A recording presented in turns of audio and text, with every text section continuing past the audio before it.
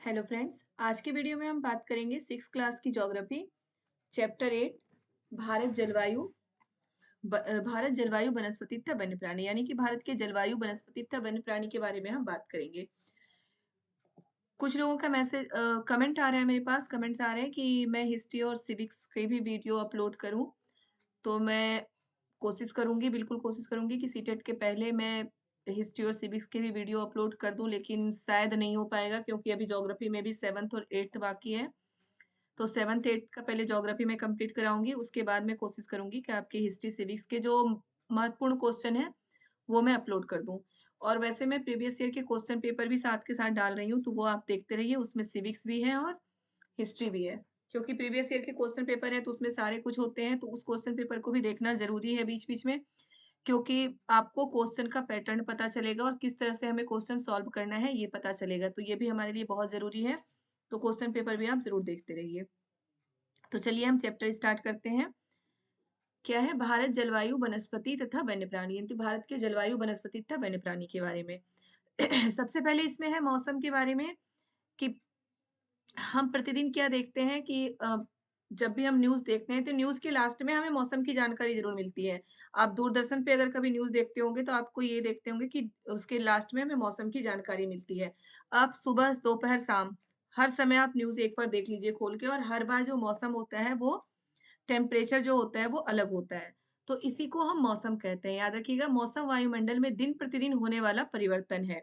मौसम क्या होता है कि वायुमंडल में जो दिन प्रतिदिन और घंटे में जो तापमान में अंतर होता है उसी को हम मौसम कहते हैं। ठीक है? और जलवायु क्या होता है? किसी लंबे समय, किसी बड़े स्थान में लंबे समय के मौसम को जलवायु कहते हैं। ठीक है? किसी बड़े स्थान पर लंबे समय के मौसम को हम जलवायु कहते हैं। और मौसम क्या होता है? दिन प्रतिदिन जो तापमान में परिवर्तन होता है, हमारे वायुमंडल में दिन प्रतिदिन होने वाला परिवर्तन, या हमारे वायुमंडल के तापमान में दिन प्रतिदिन होने वाले परिवर्तन को हम मौसम कहते हैं। ओके? अब इसमें तापमान, वर्षा तथा सूर्य का विकिरण इत्यादि शामिल है। इसमें तापमान भी है, वर्षा भी है, बारिश के कारण भी मौसम बदल जाता है, सूर्य की किरणें तेज, अगर जिस दिन सूर्य की रोशनी मतलब सूर्य बहुत तेज दिख रहा हो उस दिन गर्मी ज्यादा होती है, जिस दिन बादल होते हैं उस दिन गर्मी कम होती है। तो ये है हमारे मौसम के बारे में। अब भारत के हैं कि भारत के प्रमुख मौसम कौन-कौन से होते हैं, तो भारत के प्रमुख मौसम हैं सर्दी, गर्मी, वर्षा और शरद। तो अब ये देखना है आपको कि ये ऐसे क्वेश्चन आ जाते हैं कि सर्दी का मौसम कब से कब तक होता है, तो दिसंबर से फरवरी तक ठंडे का मौसम माना गया है, जबकि नवंबर लास्ट से ठंड स्टार्ट हो जाती है, लेकिन जो सही में ठंड होती है वो दिसंबर से फरवरी तक का मौसम सर्दी का माना गया है। मार्च से मई तक गर्म मौसम, गर्मी, क्योंकि ऐसा इसलिए माना गया है कि जून में हमेशा ही मानसून का आगमन हो जाता है और जून में बारिश का मौसम शुरू हो जाता है। हमेशा आप जून फर्स्ट वीक से ही सुनते रहते होंगे टीवी पे कि 5 तारीख से मानसून का आगमन हो रहा है, 11 तारीख से हो रहा है, मतलब ऐसे-ऐसे मानसून का आगमन की न्यूज़ आती रहती है टीवी में, आप देखते होंगे। तो यही है कि मार्च से मई तक गर्मी का मौसम माना गया है, क्योंकि जून से मानसून का आगमन हो जाता है। देखिए, जून से सितंबर तक दक्षिण पश्चिम मानसून का मौसम होता है, और जिसे हम वर्षा कहते हैं। अक्टूबर से नवंबर तक मानसून के लौटने का मौसम होता है, इसे शरद कहते हैं। अब इसमें देखिए थोड़ा सा बेटा, लास्ट चैप्टर में भी आपको मानसून का आगमन और मानसून की वापसी, लास्ट चैप्टर में नहीं, सॉरी, मैं आपको जो प्रीवियस ईयर के क्वेश्चन पेपर डाली हूँ उसमें मैं समझा चुकी हूँ कि मानसून के आगमन और मानसून की वापसी। जून में क्या होता है? सितंबर तक दक्षिण पश्चिम मानसून। ये जो हमारा भारत है, चलिए मैं इधर बताती हूँ, हमारे भारत का ये दक्षिणी क्षेत्र है। मानसून का आगमन यहीं से होता है, या तो हिंद महासागर से पवनें चलती हैं स्थल की ओर, अरब सागर से पवनें स्थल की ओर से, सॉरी, हिंद महासागर नहीं, बंगाल की खाड़ी से पवनें स्थल की ओर चलती है, अरब सागर से, और हिंद महासागर से पवनें स्थल की ओर चलती है, तो मानसून का आगमन होता है। ठीक है? जब पवन स्थल जब पवन मतलब महासागर से पानी से स्थल की ओर चलती है तो मानसून का आगमन होता है, और वही पवन जब स्थल से समुद्र की ओर लौटती है तो मानसून की वापसी होती है। ठीक है? तो दक्षिण पश्चिम मानसून, ये हमारा पूरब है, ये पश्चिम है। जब ये दक्षिण दिशा से पवनें इधर चलती है पश्चिम की ओर, तब मानसून का आगमन होता है, जिसे हम वर्षा ऋतु कहते हैं। ठीक है? जिसे हम क्या कहते हैं? वर्षा ऋतु। और अक्टूबर नवंबर में मानसून के लौटने का मौसम है, यही पवनें वापस लौटने लगती है। ये क्वेश्चन कई बार आया है। और लास्ट चैप्टर में मैं आपको बता भी चुकी हूँ कि जो मानसून के वापसी का समय होता है उस समय बारिश होती है कहाँ? आंध्र प्रदेश और कर्नाटक या केरल के तट पे बारिश होती है। इसका क्या रीज़न है कि जो ये क्वेश्चन में आया था 2019 दिसंबर के क्वेश्चन पेपर में आप निकाल के देखना, और मैं ये क्वेश्चन पेपर डाल भी चुकी हूँ इसका वीडियो बना के, कि जो मतलब कि मानसून की वापसी के समय आंध्र प्रदेश और केरल या कर्नाटक पूछता कि वहां पे बारिश क्यों होती है, इसका क्या रीजन है। तो कई ऑप्शन दिए हुए थे, लेकिन उसका जो करेक्ट ऑप्शन है वो ये था कि जो पवनें होती हैं वो स्थल से ये बंगाल की खाड़ी की ओर बहती है, इसलिए उस समय बारिश होती है। यहाँ पे ये आंध्र प्रदेश है, तो बंगाल की खाड़ी की ओर बनती है। उसमें ऑप्शन ये भी था कि पवने स्थल से अरब सागर की ओर बहती है। तो अरब सागर हमारा जो, ये भी आपको कॉन्सेप्ट क्लियर होना चाहिए कि कहाँ पे कौन सा राज्य है। तो जो आंध्र प्रदेश है वो इस साइड नहीं है। प्रदेश पूरब के साइड है, पश्चिम के साइड नहीं है, और जो अरब सागर है वो पश्चिम के साइड है। तो अगर पश्चिम की साइड पवनें बहती हैं स्थल से, तो उससे ये आंध्र प्रदेश में बारिश नहीं होगी। आंध्र प्रदेश में मानसून की वापसी के बारिश होने का कारण क्या है कि पवने स्थल से बंगाल की खाड़ी की ओर बहती है। तो ये ऑप्शन उसमें सही था। ये आप देख सकते हो, इसलिए मैं आपको प्रीवियस ईयर के क्वेश्चन पेपर देखने के लिए बार-बार बोल रही हूँ कि जो वीडियो मैं डाल रही हूँ उसे आप देखते रहिए। उससे क्वेश्चन सॉल्व, बहुत सारे क्वेश्चन होते हैं, उसमें मैंने एक क्वेश्चन पे 2-3 एक्स्ट्रा क्वेश्चन आपको बताया है, ताकि आप उससे रिलेटेड क्वेश्चन अगर आगे आए तो आप सॉल्व कर लें। ठीक है? तो ये तो हमारे 4 मौसम थे, सर्दी, गर्मी, वर्षा और शरद। ये आपको समझ में आ गया होगा। अब है शीत ऋतु। शीत ऋतु जिसे हम सर्दी का मौसम कहते हैं। ठंडे मौसम में सूर्य की सीधे किरणें नहीं पड़ती, जिसके परिणाम स्वरूप उत्तर भारत का तापमान कम रहता है। आपको पता है, जो कि ये सूर्य की किरणें मैं जो चैप्टर में पढ़ा चुकी हूँ परिक्रमण का, कि ये जो सूर्य की किरणें और सूर्य के चारों तरफ जो दीर्घवृत्ताकार कक्षा में पृथ्वी परिक्रमा करती है, पृथ्वी अपने अक्ष पर थोड़ी-सी झुकी हुई है, थोड़ी-सी झुकी हुई है। तो वही कारण है कि देखिए, ऐसे मैंने बताया था कि ये दीर्घवृत्ताकार में इस पे पूरा वो नहीं बन पा रहा है मुझसे कि अपने अक्ष पर झुका दूँ थोड़ा-सा। तो आप थोड़ा-सा फीलिंग समझिएगा कि मैं क्या बताना चाह रही हूँ, और समझ के करिए, ठीक है? तो ये देखिए, पृथ्वी अपने अक्ष पे थोड़ी-सी झुकी हुई है। ये क्या था, दिसंबर का मौसम था, 22 दिसंबर। ये आपका था 21 मार्च। ये था 23 शायद 23 जून था, और ये शायद था 21 अप्रैल, शायद नहीं यही था, ये 21 अप्रैल था। तो ये जो 22 दिसंबर का दिन होता है, इसमें आप देखते हैं जब इधर झुकी हुई, तो ये उत्तरी गोलार्ध है, हमारा भारत उत्तरी गोलार्ध में है, तो यहाँ पे सर्दियों का मौसम होता है, क्योंकि सूर्य की किरणें यहाँ पे सीधी नहीं पड़ती, तिरछी पड़ती हैं सूर्य की किरणें, ठीक है?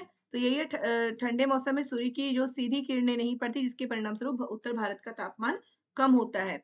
फिर गर्मी का मौसम क्या होता है? ये गर्मी का मौसम होता है। यहाँ पे सूर्य की किरणें इधर की ओर झुकी हुई है, उत्तर दिशा में ही झुकी हुई है, और उत्तर दिशा सूर्य की तरफ होता है, जो पृथ्वी का उत्तरी भाग है वो सूर्य की तरफ होता है। तो सूर्य की किरणें यहाँ सीधी पड़ती है, जिससे क्या है, ग्रीष्म ऋतु होता है। और ये लू, ये क्वेश्चन कई बार आ चुका है कि दिन के समय गर्म एवं शुष्क पवन बहती है, जिसे लू कहते हैं। ये लू जो पवन है, ये सिर्फ भारत में ही बहती है। कई बार हमें बोला जाता है हमारे बड़ों से कि बाहर मत निकलो, गर्मियों के मौसम में अगर निकलो तो सिर और नाक ढक के निकलना चाहिए, नहीं तो लू लग सकता है। तो ये जो लू की जो हवा होती है, एक पवन को लू बोला गया है, ये बहुत ही गर्म हवा होती है, तो ये हमें नुकसान कर सकता है, इसलिए हमें ऐसा बोला जाता है अपने बड़ों के द्वारा, ठीक है? तो जो आप देख सकते हैं, गर्मी के मौसम में सूर्य की किरणें अधिकतर सीधी पड़ती है, तापमान बहुत अधिक होता है, दिन के समय गर्म एवं शुष्क पवन बहती है, इसे लू कहते हैं, ठीक है? इससे भी क्वेश्चन आ चुका है बेटा कि जो लू किसे कहते हैं, तो गर्मियों के समय में जो गर्म एवं शुष्क पवन बहती है भारत में, उसे लू कहते हैं। और भारत एक अस्थायी पवन है, वो सिर्फ सॉरी भारत नहीं, लू एक अस्थायी पवन है जो सिर्फ भारत में ही बहती है, ठीक है? अब देखते हैं दक्षिण पश्चिम मानसून या वर्षा का मौसम। ये सब मैं अभी ऊपर आपको समझा चुकी हूँ, फिर भी एक बार पढ़ के आपको बता देती हूँ कि कुछ रह ना जाए। यह मानसून के आने तथा आगे बढ़ने का मौसम है। समय पवन बंगाल की खाड़ी तथा अरब सागर से स्थल की ओर बहती है। मैं आपको बता चुकी हूँ। वह अपने साथ नमी भी लाती है। जब ये पवन पहाड़ों से टकराती है तब वर्षा होता है। अब मानसून का लौटने का समय, मानसून या फिर शरद ऋतु, इस समय पवन स्थल भागों से लौटकर बंगाल की खाड़ी की ओर बहती है। मानसून के लौटने का समय है। भारत के दक्षिणी भागों में, विशेषकर तमिलनाडु तथा आंध्र प्रदेश में इस मौसम में वर्षा होती है। लिए मैं जो आपको बता रही थी वो इसी चैप्टर में है, और इसी चैप्टर से यही बिल्कुल पूछ लिया गया था आपके सीटेट 2019 दिसंबर के क्वेश्चन पेपर में। यही क्वेश्चन था कि भारत में दक्षिणी भागों में, विशेषकर तमिलनाडु तथा आंध्र प्रदेश में मानसून के लौटते समय ये शरद ऋतु में बारिश होती है। पूछा गया था कि शरद ऋतु में तमिलनाडु और आंध्र प्रदेश में वर्षा होती है, इसका क्या रीजन है? तो इसका रीजन यही है कि जो तमिलनाडु और आंध्र प्रदेश में इसलिए वर्षा होती है कि जो पवने हैं वो स्थल से बंगाल की खाड़ी की ओर लौटती है, ठीक है? स्थल से बंगाल की खाड़ी की ओर लौटती है, यहाँ मैं आपको समझा चुकी हूँ। कि जो हमारा तमिलनाडु और आंध्र प्रदेश है वो इधर है और बंगाल की खाड़ी यहाँ है, स्थल से बंगाल की खाड़ी की ओर पवनें लौट रही है, इस कारण यहाँ पे बारिश होती है। ओके, तो ये आपका इम्पोर्टेंट है, इसे आप बिल्कुल याद कर लें। जब पवन बंगाल की खाड़ी और ये भी मैं आपको हाइलाइट कर देती हूँ, जब सॉरी अंडरलाइन कर देती हूँ, जब पवन बंगाल की खाड़ी तथा अरब सागर से स्थल की ओर बहती है तो मानसून के आगमन कहते हैं, और जब स्थल से बंगाल की खाड़ी की ओर बहती है तो मानसून की वापसी कहते हैं, और मानसून की वापसी के समय जो बारिश होती है तमिलनाडु और आंध्र प्रदेश में बारिश होती है। ओके, अब है जलवायु। जलवायु मैं ऊपर आपको बता चुकी हूँ, किसी स्थान पर अनेक वर्षों में मापी गई मौसम के औसत दशा को जलवायु कहते हैं। ठीक है, मतलब किसी स्थान पर, किसी बड़े स्थान पर अनेक वर्षों में मापी गई मौसम की औसत दशा को हम क्या कहते हैं? जलवायु कहते हैं। अब भारत की जलवायु कैसी है? तो भारत में सर्दी का भी मौसम है, गर्मी का भी है, शरद का भी है और बारिश का भी मौसम है, जो ऊपर हम देख चुके हैं। इसलिए भारत की जलवायु को क्या हम बोलते हैं? मानसूनी जलवायु। भारत की जलवायु को ना ही हम ठंडा बोल सकते हैं, ना ही गर्म बोल सकते हैं, तो भारत की जलवायु को हम क्या बोलते हैं? मानसूनी जलवायु। क्योंकि भारत की जलवायु में जो परिवर्तन होता है वो मानसून के आगमन से होता है, मानसूनी पवनों के कारण होता है, इसलिए भारत की जलवायु को हम बोलते हैं मानसूनी जलवायु। ठीक है, मानसून शब्द अरब भाषा के मौसम से लिया गया है, जिसका अर्थ होता है मौसम। ये भी क्वेश्चन कई बार आ जाता है कि मानसून शब्द मौसम क्या है? तो मौसम का जो अर्थ है मौसम होता है, और ये अरबी भाषा के अरबी भाषा का एक शब्द है जिससे मानसून शब्द लिया गया है। ठीक है, अब है किसी स्थान पर जलवायु उसकी स्थिति, ऊंचाई, समुद्र से दूरी तथा उच्चावच पर निर्भर करती है। जो किसी स्थान की जलवायु है वो किस चीज पर निर्भर करती है?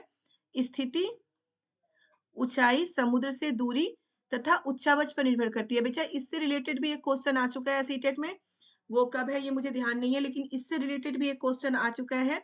इसमें ये पूछा गया कि था कि किसी स्थान की जलवायु किस चीज पर निर्भर करती है, और ऑप्शन कई थे। पहला ऑप्शन उसमें ये था कि सिर्फ ऊंचाई और उच्चावच, सिर्फ ऊंचाई और उच्चावच पर निर्भर करती है। तो और फिर था कि समय पर निर्भर करती है, मतलब बहुत सारे ऑप्शन और बाकी बाकी ऑप्शन थे जिसमें सारे ही ऑप्शन कंफ्यूज करने वाले थे। और जो बच्चा पढ़ा हुआ भी रहता है वो ऊंचाई और उच्चावच देखते ही उसमें मतलब उस ऑप्शन को टिक लगा देगा कि चलो ऊंचाई और उच्चावच है तो इस पे टिक लगा देंगे। लेकिन ये हमें ध्यान रखना है कि जहाँ पे सिर्फ ऊंचाई और उच्चावच लिखा हुआ है वो ऑप्शन सही नहीं है, क्योंकि जो जलवायु है स्थिति, ऊंचाई, समुद्र से दूरी तथा उच्चावच इन सब चीजों पे निर्भर करती है। इसमें से किसी एक या दो चीज पर निर्भर नहीं करती, सारी चीजों पर निर्भर करती है। ठीक है, अब है विश्व में सबसे अधिक वर्षा मेघालय में स्थित मासिनराम में होती है। ऐसे क्वेश्चंस कभी-कभी बिल्कुल सीधा पूछ लिया जाता है कि इस विश्व में सबसे अधिक वर्षा कहाँ होती है? तो मासिनराम में होती है। मासिनराम कहाँ है? मेघालय में है। ठीक है, और यहाँ पे हमें हमेशा ही वर्षा वन पाए जाते हैं। वर्षा वन यानी मतलब है उसका कि सदाबहार वन भी उसे बोलते हैं, वर्षा वन भी बोलते हैं। और जो मासिनराम है वहाँ हर दिन वर्षा होती है, 4 से 5 घंटे वहाँ पे हर दिन वर्षा होती है, और कभी भी हो जाएगी बिना किसी पूर्व सूचना के। कि बादल, हमें क्या लगता है कि बादल दिख रहा है, अब बादल काला हुआ है और मौसम काला हो गया, अब बारिश होगी। वहाँ कोई ऐसी पूर्व सूचना नहीं होती, वहाँ अचानक से बारिश शुरू हो जाती है। कहाँ पे? मेघालय के मासिनराम में। और यहाँ पे विश्व में सबसे अधिक वर्षा होती है। ओके, अब है प्राकृतिक वनस्पति। ये भी बहुत ही इंपॉर्टेंट है कि प्राकृतिक वनस्पति किसे कहते हैं? तो प्राकृतिक वनस्पति क्या होता है? घास, झाड़ियाँ तथा पौधे जो बिना मनुष्य की सहायता से उपजते हैं, उन्हें प्राकृतिक वनस्पति कहते हैं। ठीक है? घास, झाड़ियाँ तथा पौधे, वैसे पेड़-पौधे या घास जो बिना मनुष्य की सहायता से अपने आप उग जाता हो, उसे हम प्राकृतिक वनस्पति कहते हैं। अब चलिए, शहरों में पार्क लगाया जाता है जहाँ पे लोग घूमते हैं, या फिर हम गार्डन बनाते हैं अपने छत पे, अपने जो हमारा थोड़ा-सा भी जगह हो, कहीं कॉरिडोर, उसमें गार्डन बनाते हैं। तो क्या उस गार्डन में जो हम पौधे लगाते हैं उसे हम प्राकृतिक वनस्पति कह सकते हैं? नहीं कह सकते हम प्राकृतिक वनस्पति उसे, क्योंकि उसे मनुष्य ने लगाया है। मनुष्य की सहायता से वो पौधे बड़े हो रहे हैं।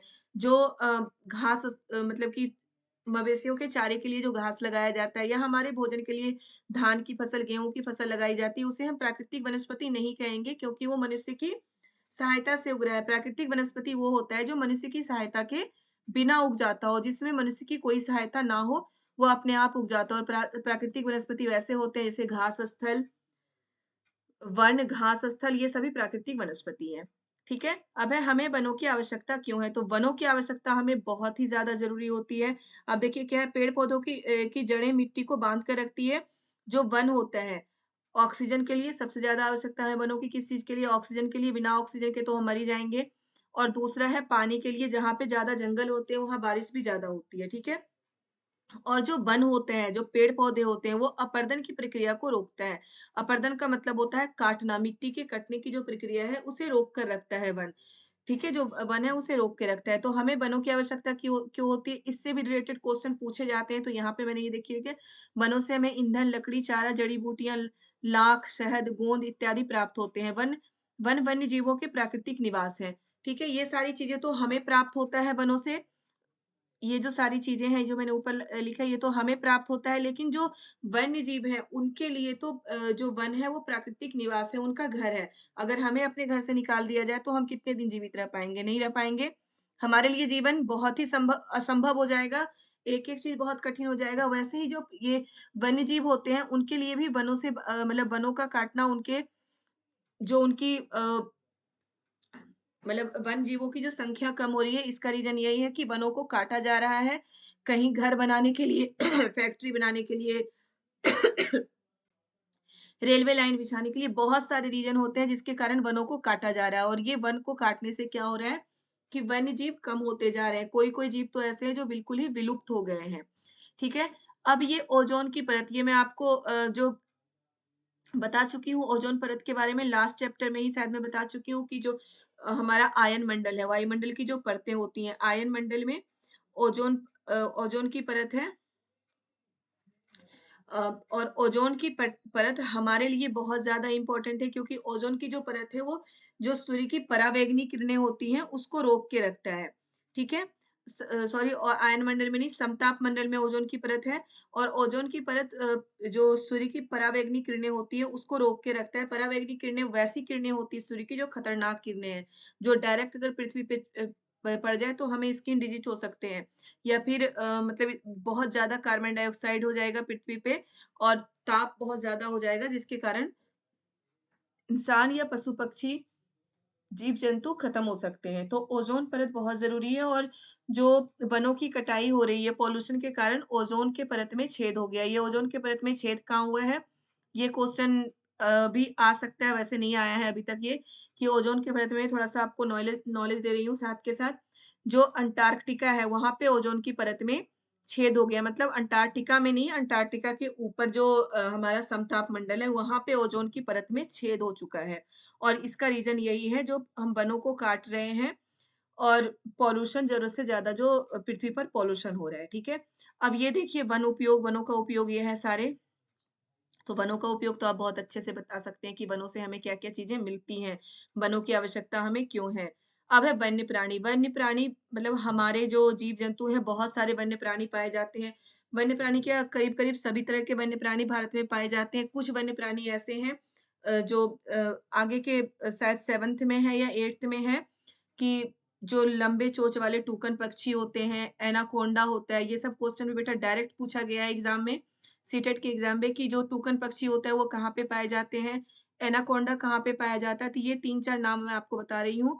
लंबे चोंच वाले टूकन पक्षी, एनाकोंडा, टेपिर, चींटियाँ खाने वाले टेपिर, ये सभी हमें पाए जाते हैं अमेज़न बेसिन के जंगलों में, ठीक है? अमेज़न बेसिन के जंगलों में पाए जाते हैं, उसके अलावा ये कहीं और नहीं पाया जाता, ये 3 चीज़ एनाकोंडा, टूकन पक्षी और चींटी खाने वाले टेपिर, ठीक है? तो बहुत सारे मैं अभी आपको बता चुकी हूँ कि जंगलों को काटने से हमारे पशु-पक्षियों का विनाश हो रहा है, उनकी संख्या कम हो रही है। तो उनकी संख्या बनाए रखने के लिए क्या होता है, नेशनल पार्क बनाए गए हैं। मतलब उनकी जो क्या है वनों के काटने तथा जानवरों के शिकार के कारण भारत में पाए जाने वाले वन्य जीवों की प्रजातियाँ तेज़ी से घट रही है। ठीक है? तो वो बहुत सी प्रजातियाँ तो समाप्त भी हो चुकी हैं। उनको बचाने के लिए बहुत से नेशनल पार्क, पशु विहार तथा जीव मंडल आरक्षित क्षेत्र स्थापित किए गए हैं। तो ये क्वेश्चन आ सकता है कि जो वन्य प्राणी हैं, उनको बचाने के लिए, उनकी संख्या को सुरक्षित रखने के लिए क्या किया गया है भारत में? नेशनल पार्क, पशु विहार तथा जीव मंडल आरक्षित क्षेत्र स्थापित किए गए हैं। ठीक है? अब ऊपर थोड़ा-सा ये देख लीजिए जो हमारा राष्ट्रीय पशु है, ये सब आपको पता ही होगा, वो बाघ है। राष्ट्रीय पक्षी क्या है? मोर है। ठीक है? तो बेटा ये चैप्टर हो चुका है आपका। इसमें जितने इम्पोर्टेंट क्वेश्चन थे मैं करवा चुकी हूँ। अब ऑब्जेक्टिव एक बार देख लेते हैं। इसमें जो है विश्व में सबसे अधिक वर्षा किस क्षेत्र में होता है? मासिनराम में। जंगली बकरी तथा हिम तेंदुए कहाँ पाए जाते हैं? हिमालय क्षेत्र में। ये जंगली बकरी तथा हिम तेंदुए, ये आपको मतलब हिम तेंदुए मतलब जो बर्फीले तेंदुए होते हैं हिमालय क्षेत्र में ही पाए जाएंगे। दक्षिण पश्चिम मानसून के समय आर्द्र पवनें कहाँ बहती है? दक्षिण पश्चिम मानसून के समय यानी कि दक्षिण से जो पश्चिम की ओर मानसून आती है, स्थल से आर्द्र पवनें कहाँ बहती हैं? स्थल से समुद्र की ओर, समुद्र से स्थल की ओर, पठार से मैदान की ओर। तो दक्षिण पश्चिम मानसून यानी कि दक्षिण से पश्चिम की ओर जब मानसून जाती है तो समुद्र से स्थल की ओर आर्द्र पवनें बहती है, इस कारण बारिश होती है। गर्मी के दिन के समय शुष्क तथा गर्म पवनें चलती हैं जिन्हें हम क्या कहते हैं? लू कहते हैं। आंध्र प्रदेश तथा तमिलनाडु में मौसम में बहुत अधिक वर्षा होती है कब? शरद ऋतु में। ठीक है? तो ये सब आपको कर लेना है बेटा ऑब्जेक्टिव क्वेश्चन भी। और 6 की ज्योग्राफी कंप्लीट हो चुकी है। इसमें कहीं भी आपको कोई डाउट है तो आप कमेंट में ज़रूर बताएँ कि हमें ये डाउट रह गया है या फिर हमें ये फिर से समझना है, तो मैं बिल्कुल वीडियो बना के फिर से डालूँगी। और आगे नेक्स्ट वीडियो मैं 7th की स्टार्ट करूँगी, 7th की ज्योग्राफी। और जिन बच्चों का मतलब हिस्ट्री और सिविक्स के लिए बोल रहे हैं, मैं बिल्कुल कोशिश करूँगी कि हिस्ट्री और सिविक्स के भी कुछ चैप्टर तो ज़रूर डाल दूँ जो ज़्यादा इम्पोर्टेंट चैप्टर हैं। ठीक है? जो ज़्यादा इम्पोर्टेंट चैप्टर हैं, वैसे तो ये नहीं बता सकते कि कौन-सा चैप्टर इम्पोर्टेंट है, सारे ही चैप्टर होते हैं। तो मैं बिल्कुल कोशिश करूँगी कि कुछ उसमें से डालूँ। बाकी जब मैं प्रीवियस ईयर के क्वेश्चन पेपर डाल रही हूँ, उसे आप ज़रूर देखें, क्योंकि उसमें हिस्ट्री, सिविक, ज्योग्राफी हर चीज़ है और एक-एक क्वेश्चन पे मैं उससे रिलेटेड कई क्वेश्चन आपको बताती जाती हूँ उसमें, तो वो आपको देखना है। ठीक है? तो चलिए जिन्होंने अभी तक मेरे चैनल को सब्सक्राइब नहीं किया, वो चैनल को सब्सक्राइब ज़रूर कर दें ताकि आगे की वीडियो का नोटिफ़िकेशन उन तक पहुँचता रहे। और अगर वीडियो अच्छा लगे तो लाइक ज़रूर करें, कमेंट करें और ज़्यादा से ज़्यादा वीडियो को शेयर करें। Okay, bye-bye.